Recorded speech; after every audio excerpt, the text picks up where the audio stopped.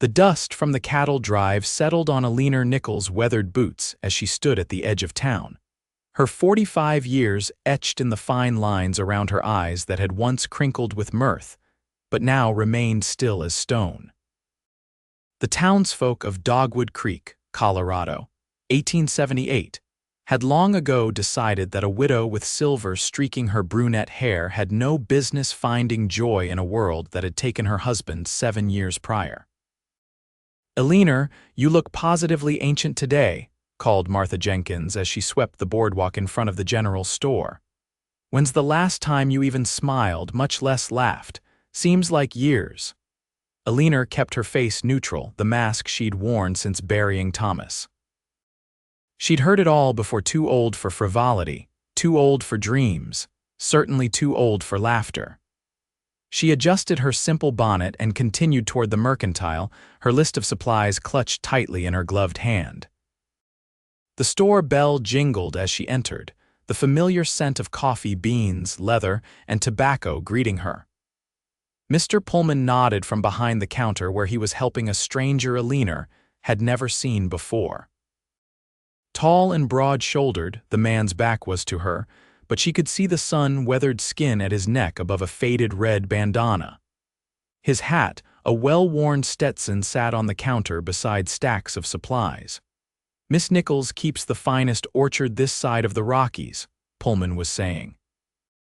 "Her apples make pies that would bring a man to his knees." Eleanor cleared her throat. "Mr. Pullman, you exaggerate as always." The stranger turned, and Eleanor found herself looking into the most startlingly blue eyes she'd ever seen. They crinkled at the corners as he smiled, revealing a chipped front tooth that somehow added character rather than detracting from his handsome face. "Xavier O'Brien," he said, extending a calloused hand. "Just arrived with the cattle from Texas. And if your apples are half as good as Mr. Pullman says, I'd be obliged to try one someday." Eleanor took his hand briefly, noticing it was rough but warm. "Eleanor Nichols, and my apples are precisely as good as advertised, no more, no less." Xavier chuckled, a deep rumbling sound. "Honest advertising, I like that in a business. It's not a business, just an orchard that produces more than I can eat." She turned to Pullman. "My usual order, please, and add 5 pounds of sugar. The preserving season approaches." As Pullman gathered her supplies, Xavier leaned against the counter, studying her. "You don't smile much, do you, Mrs. Nichols?" The directness took her aback. "I smile when there's cause." "And what would constitute cause in your estimation, Mr. O'Brien? We've only just met." "I don't see how my smiling habits are any concern of yours." Xavier nodded thoughtfully. "Fair enough. A man shouldn't pry." He tipped an imaginary hat since his real one sat on the counter. "Perhaps I'll see you around town." Eleanor paid for her supplies and left, feeling Xavier's gaze on her back as she departed. The encounter left her unsettled in a way she couldn't quite name. 3 days later, Eleanor was stretching to reach the highest branches of her prized winesap apple tree when a voice startled her. "Need some help with those?" She nearly fell from her ladder but caught herself, turning to see Xavier O'Brien standing at her orchard gate, looking far too comfortable for a man visiting unannounced. "You make a habit of appearing without warning, Mr. O'Brien." "Only when I see someone about to break their neck." He crossed to her ladder and steadied it. "May I?" Eleanor sighed and descended. "If you insist on helping, the basket is there." Xavier removed his hat and coat, hanging them on a lower branch before ascending the ladder with easy grace. His movements were efficient, his hands gentle with the fruit as he carefully placed each apple in the basket. "These are beautiful," he commented. "Perfect color. They're not ready yet. Another week, perhaps 2. "Then why pick them? This one tree ripens earlier." "I use it to gauge the others." Xavier climbed down and handed her the basket. "Interesting, you know your trees well." "I should. They're all I have." The words slipped out before she could stop them, his expression softened. "A woman with only trees for company seems lonely." Eleanor straightened her shoulders. "I have my work, Mr. O'Brien, that's sufficient." "Is it?" He studied her face, those blue eyes seeming to see past her defenses. You know, where I come from, we believe laughter keeps a person young. Then I must be ancient indeed, for I haven't laughed in years, so I've heard. At her questioning look, he added, Small towns talk, they say the widow Nichols is too old to laugh. Eleanor felt heat rising to her cheeks. The townspeople should mind their own affairs. Perhaps. Xavier reached out, almost touching her face before dropping his hand. But I disagree with them entirely. Your laughter, Mrs. Nichols, I'd wager it would be the sound of youth itself. Eleanor stepped back, unnerved by his boldness. You're very forward for a stranger, Mr. O'Brien. Not a stranger anymore, just a neighbor. I've taken over the Cameron place down the road. The revelation stunned her. The Cameron ranch had been empty for 2 years, ever since old William Cameron died. You've bought land here. I thought you were passing through with the cattle. Was. Then I saw this valley and knew I was home. His eyes crinkled again. Does that make my interest in your laughter more acceptable? It makes you persistent and presumptuous. Xavier laughed, a sound so free and warm that Eleanor almost smiled in response. Fair assessment, he admitted. But I'm staying, Mrs. Nichols. And someday I hope to hear you laugh. He collected his hat and coat, tipped the former to her and strode away, whistling a tune that carried on the autumn breeze. Eleanor watched him go, a strange fluttering in her chest that she hadn't felt in years. She picked up an apple from the basket, its skin smooth and cool against her palm, and wondered what her laugh might sound like after so much silence. The weeks passed, and Xavier O'Brien became an unexpected fixture in Eleanor's life. He appeared with frustrating regularity, always with some excuse borrowing tools, seeking advice about the local climate, bringing her a sample of honey from the hives he'd discovered on his property. You don't need to check on me, she told him one October afternoon as he helped her repair a broken fence post. I've managed fine on my own for 7 years. Never said you needed checking on, Xavier replied, tamping down the earth around the new post. Maybe I enjoy your company. I'm hardly good company. You underestimate yourself. He straightened, wiping his hands on his denims. You're honest, hardworking, and you know more about this land than anyone I've met. Plus, you make apple butter that would make angels weep. Eleanor felt that flutter again and busied herself with gathering tools.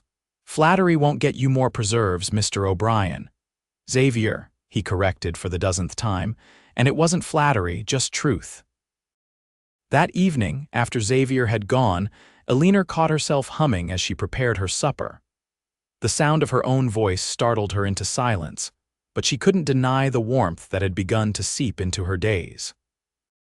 The first snow fell in early November, blanketing the valley in pristine white.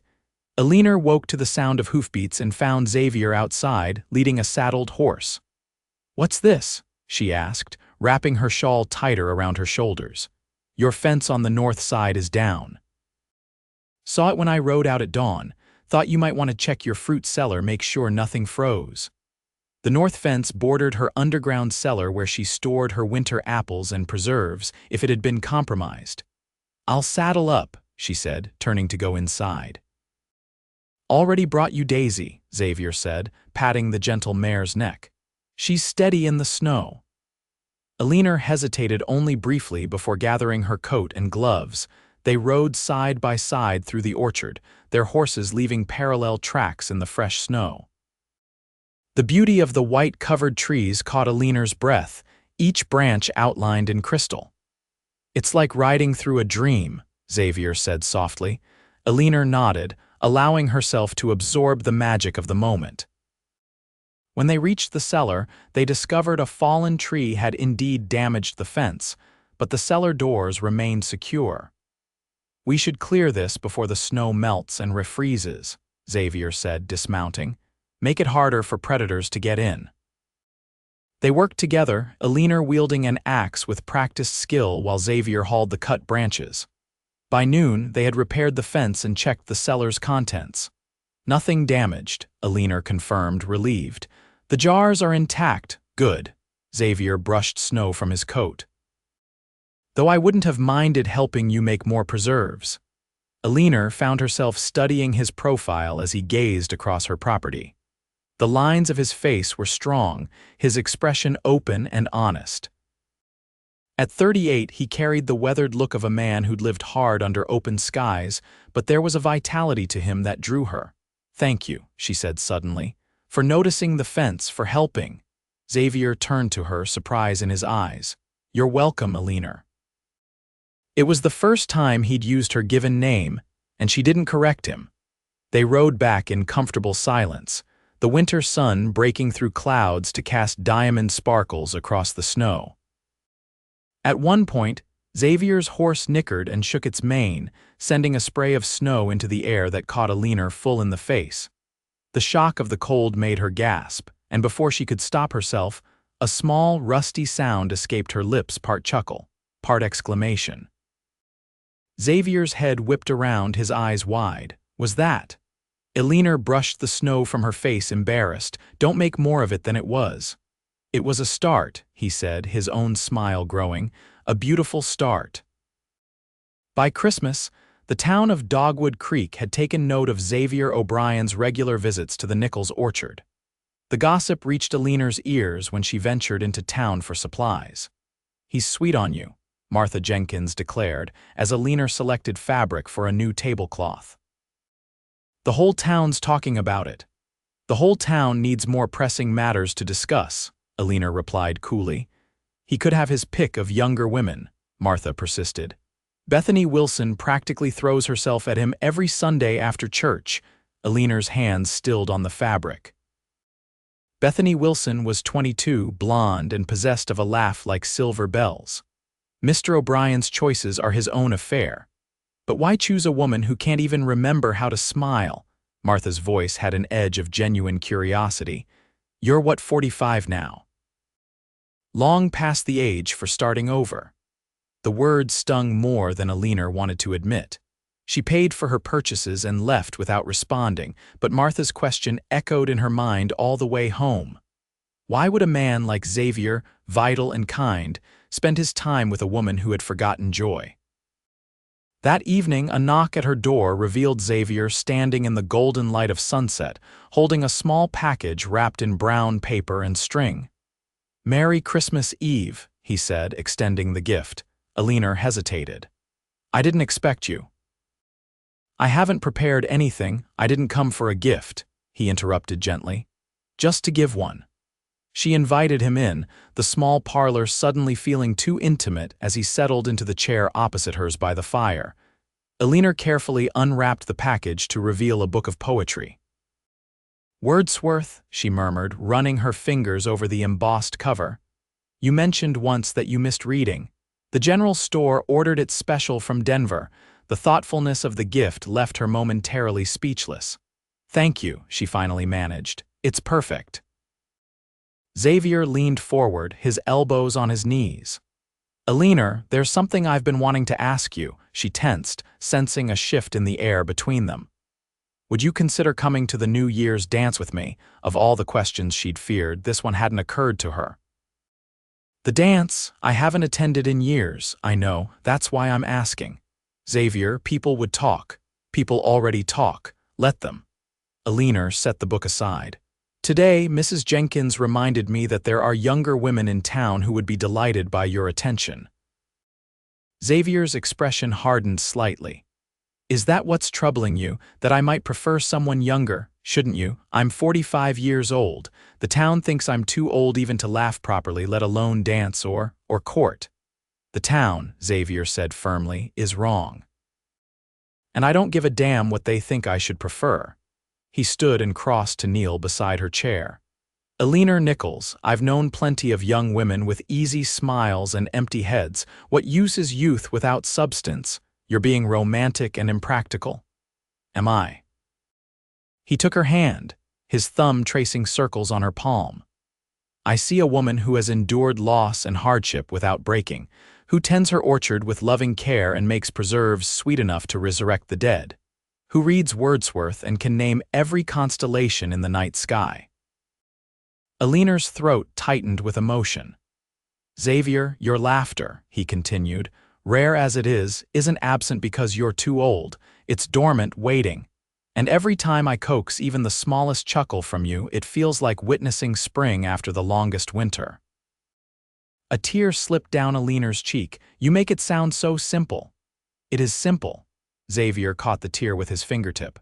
"Your laughter is my youth, Eleanor, the promise that joy returns, that life renews."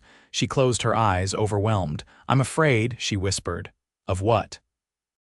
"Of hoping, of losing again." "That's the bargain we all make with life," Xavier said softly. "The risk of loss is the price of love." "But Eleanor," he waited until she opened her eyes to continue. "What if the reward is worth the risk?" Their gazes held, and in that moment, something shifted in Eleanor's heart, a door long sealed creaking open just enough to let in a sliver of light. "The dance," she said at last. "I'll need a new dress." The smile that broke across Xavier's face was like sunrise. "Is that a yes?"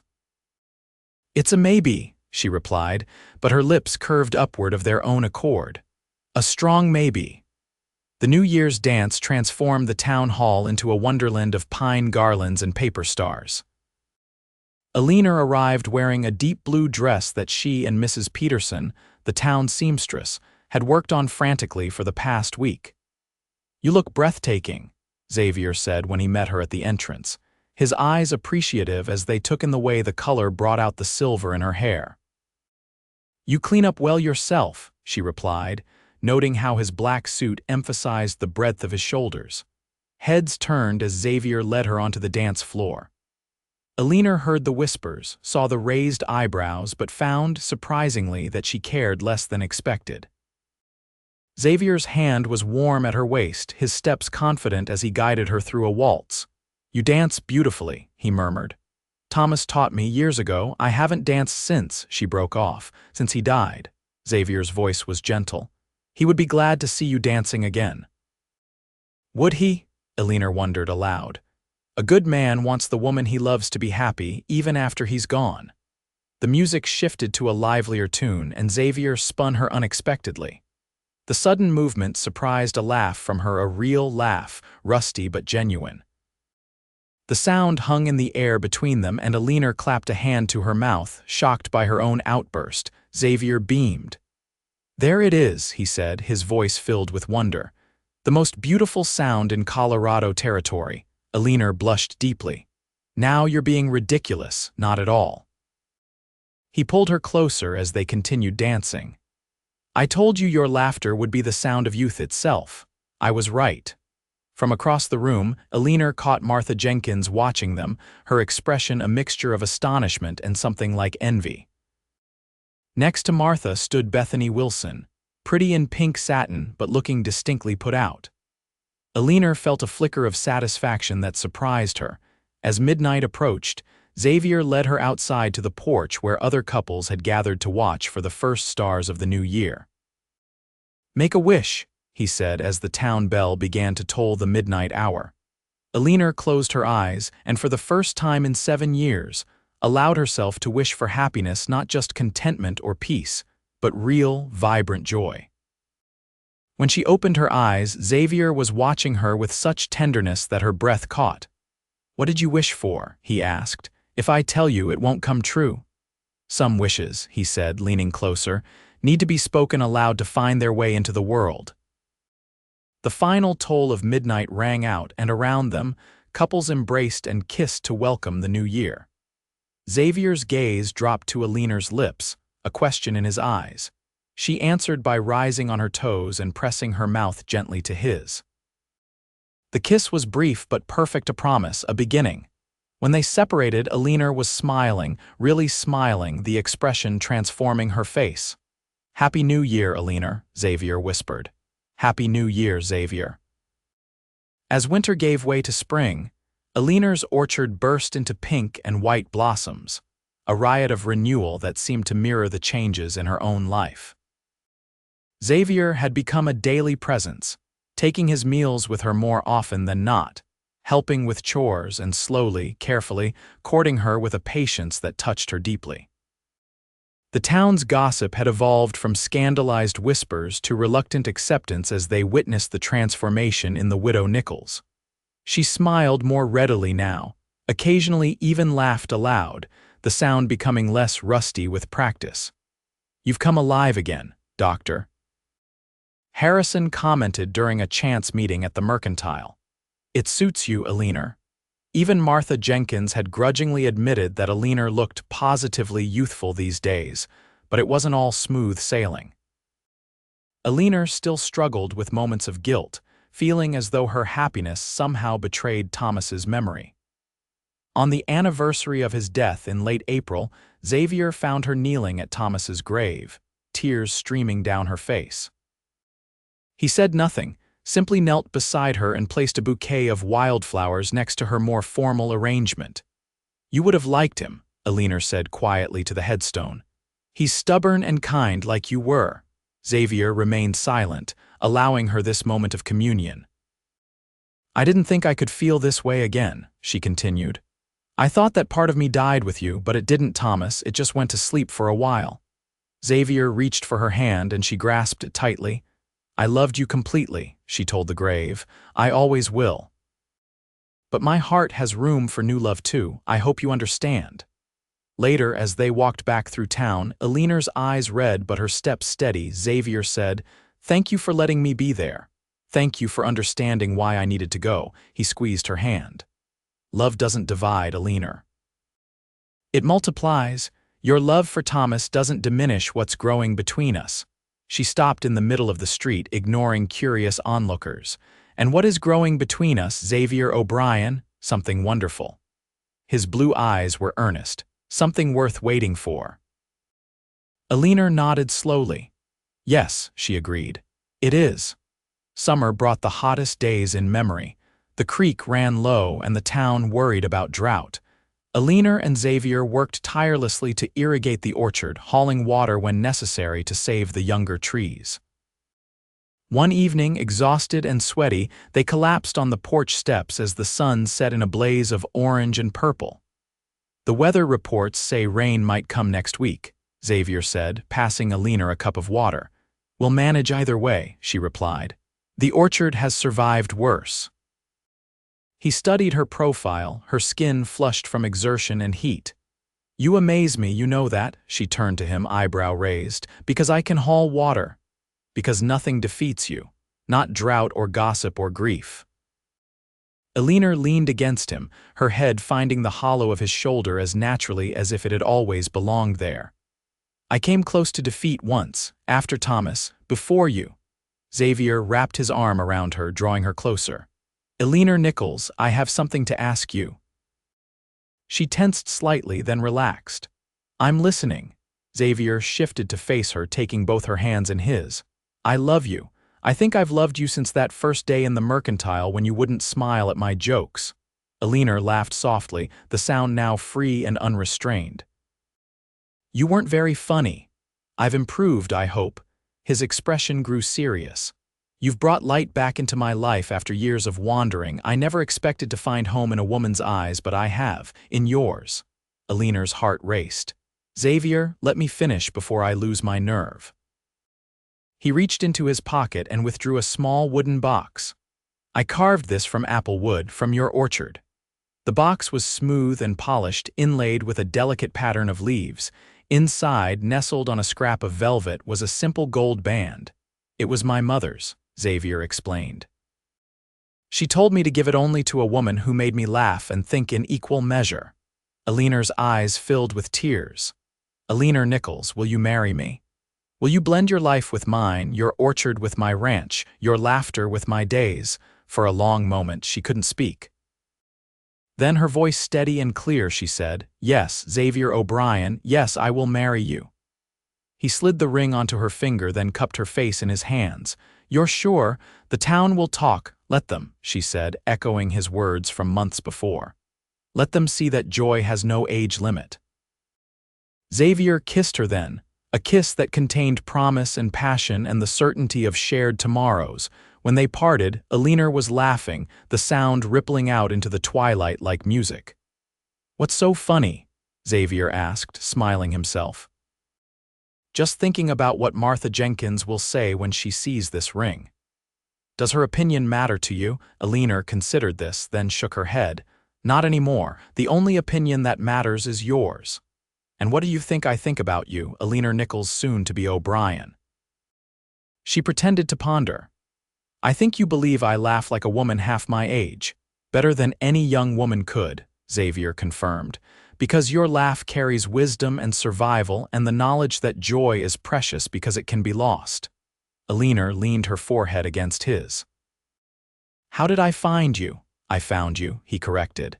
Standing in the mercantile, refusing to smile. Thank goodness for your persistence.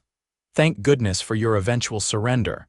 They were married in the orchard as autumn painted the leaves gold and crimson. Eleanor wore a cream-colored dress with lace at the collar and cuffs, her silver-streaked hair arranged in an elegant twist, adorned with tiny apple blossoms saved from spring and preserved specially for the occasion. Xavier waited beneath the oldest apple tree, the one that had guided Eleanor through seasons of solitude. Beside him stood Reverend Townsend, smiling broadly as Eleanor walked the path between the trees, escorted by Dr. Harrison, who had been Thomas's closest friend. The entire town attended, curiosity ultimately overcoming disapproval. Even Martha Jenkins dabbed at her eyes during the vows, though she later claimed it was merely autumn allergies. You may kiss your bride, Reverend Townsend announced after they had exchanged rings and promises.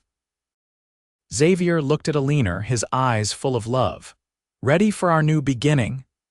I've been ready since the day you told me my laughter was your youth, she replied. He kissed her then, and the orchard erupted in applause and cheers. At the reception, held on tables set up between the rows of trees, Bethany Wilson approached the couple, her initial resentment having mellowed to acceptance over the months.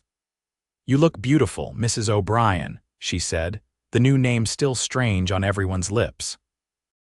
Like a bride should look happy. Thank you, Bethany, Eleanor replied sincerely. That's kind of you to say. The young woman hesitated, then added, I hope someday I find someone who looks at me the way Mr. O'Brien looks at you. Eleanor squeezed her hand. You will. The right one is worth waiting for. Later, as they danced their first dance as husband and wife, Xavier whispered, No regrets. Eleanor shook her head, her eyes shining. Not one. Even though I'm stubborn and make terrible jokes, especially because of that. She laughed, the sound now as natural as breathing. Besides, I'm equally stubborn. A perfect match, he agreed, spinning her beneath the paper lanterns hung from the tree branches. As night fell, the last guests departed, leaving Eleanor and Xavier alone in their orchard, their home. They walked hand in hand between the trees, the moon casting silver light on the ripening apples. What are you thinking? Xavier asked as they reached the porch of the house they would now share. Eleanor looked up at the star-filled sky, then back at the man beside her. I'm thinking about time and how strangely it works. 7 years of widowhood seemed endless while I was living through them, but now they feel like just a passage that brought me here to you. Xavier brushed a strand of hair from her face. And was it worth the journey? In answer, Eleanor laughed, the sound floating up to mingle with the stars, free and young and filled with promise. Xavier caught the laugh with his lips, sealing it between them like a covenant. I told you, he murmured against her mouth. Your laughter is my youth. And your love, Eleanor replied, is my second chance. Together, they stepped across the threshold into their shared future, where laughter and love had no age limits, and joy was sweeter for having once been lost.